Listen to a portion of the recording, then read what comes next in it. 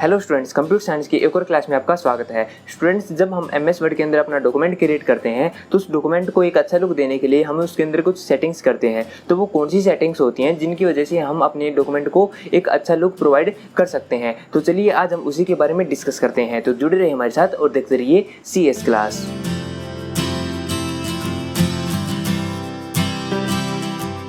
तो students, MS word के अंदर पेज सेटअप को समझने के लिए आप इस वीडियो को लास्ट तक देखिए ताकि जो चीज़ें मैं आपको समझा रहा हूँ वो आपको अच्छे से समझ में आ जाए। एमएस वर्ड के अंदर जब हम अपने पेज का सेटअप करते हैं तो सबसे पहले हमें पेज का साइज़ सेलेक्ट करना होता है कि हम पेज का कौन सा साइज़ ले रहे हैं।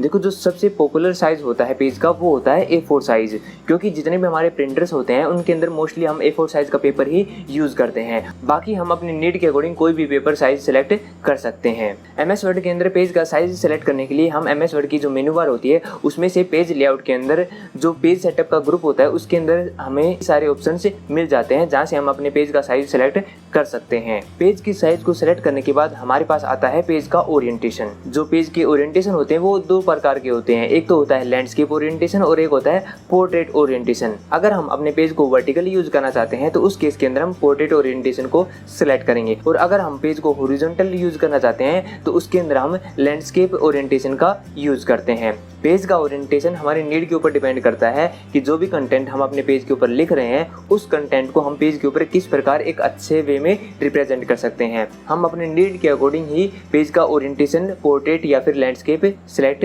कर सकते हैं। पेज ओरिएंटेशन के बाद में बात आती है मार्जिन की, कि हमारे पेज के अंदर हम कितनी मार्जिन यूज़ कर रहे हैं। जो मार्जिन होती है वो पेज के एज से लेके और जहाँ से हम कंटेंट लिखना स्टार्ट करते हैं उसके बीच की डिस्टेंस होती है।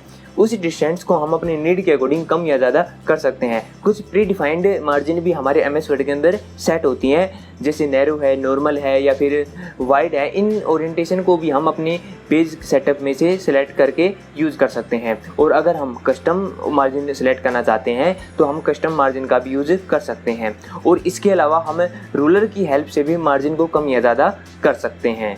मार्जिन के बाद आता है कॉलम्स की बारी। एमएस वर्ड के अंदर जब हम कॉलम्स का यूज़ करते हैं तो कॉलम्स का यूज़ करके हम एक प्रकार से हमारे पेज को दो हिस्सों में डिवाइड कर लेते हैं, एक लेफ़्ट साइड का और एक राइट साइड का। सपोज करो हम अपने पेज के अंदर कुछ लिख रहे हैं और वो जो लाइनें हम यूज़ कर रहे हैं वो इतनी ज़्यादा बड़ी नहीं है कि उस पूरे के पूरे पेज को कवर करे, और हमारे एक साइड का हिस्सा पूरा का पूरा फिल हो जाता है और जो दूसरा हिस्सा है वो हमारा ब्लैंक रहता है। तो उस केस के अंदर हम अपने पेज के दो कॉलम बना सकते हैं और दो कॉलम्स का यूज़ करके हम अपने पेज को एक अच्छा लुक दे सकते हैं। और ज़रूरी नहीं कि हम अपने पेज के दो ही कॉलम बना सकते हैं, हम दो से ज़्यादा भी कॉलम्स अपनी नीड के अकॉर्डिंग अपने पेज के बना सकते हैं।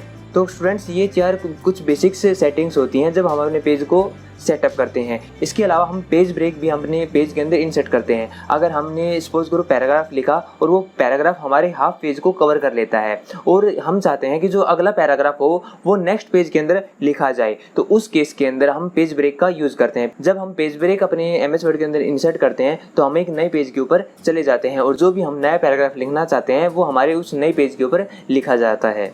और साथ में हम अपने पैराग्राफ्स की लाइंस को भी लाइन नंबर से डिनोट कर सकते हैं। अगर हम चाहते हैं कि हमारी जो पैराग्राफ की लाइंस है उसके सामने हमें लाइन नंबर दिखाई दे तो उस केस में हम लाइन नंबर का यूज कर सकते हैं, जिससे हर एक लाइन के सामने उसका नंबर हमें दिखाई देता है कि कौन सी नंबर की लाइन है। और एमएस वर्ड के अंदर हम हाइफनेशन का भी यूज कर सकते हैं। इसके अंदर अगर हमारे किसी वर्ड की स्पेलिंग ज़्यादा बड़ी है और उस लाइन के लास्ट में नहीं आ पा रहा है तो उस वर्ड की जितनी भी स्पेलिंग उस जगह पे आ सकती है वो वहाँ पे आएगी और उसके बाद डैश लग के उसकी बाकी की स्पेलिंग हमें नेक्स्ट लाइन में डिस्प्ले हो जाएगी। इस प्रकार हम हाइफनेशन का भी यूज अपने एमएस वर्ड के अंदर कर सकते हैं। तो स्टूडेंट्स, ये कुछ बेसिक सेटिंग्स होती हैं जो हम अपने पेज को एक अट्रैक्टिव लुक देने के लिए यूज़ करते हैं। आई होप आपको ये सारी चीज़ें समझ में आ गई होंगी। एमएस वर्ड से जुड़ी हुई कुछ और भी चीज़ें हम अपने नेक्स्ट वीडियो में डिस्कस करते रहेंगे। अगर आपका कोई क्वेश्चन होता है तो आप मुझे कभी भी कमेंट्स के अंदर पूछ सकते हैं और एमएस वर्ड से जुड़ी हुई कुछ और चीज़ें हम अपने नेक्स्ट वीडियो में डिस्कस करेंगे। तब तक के लिए goodbye and have a nice day.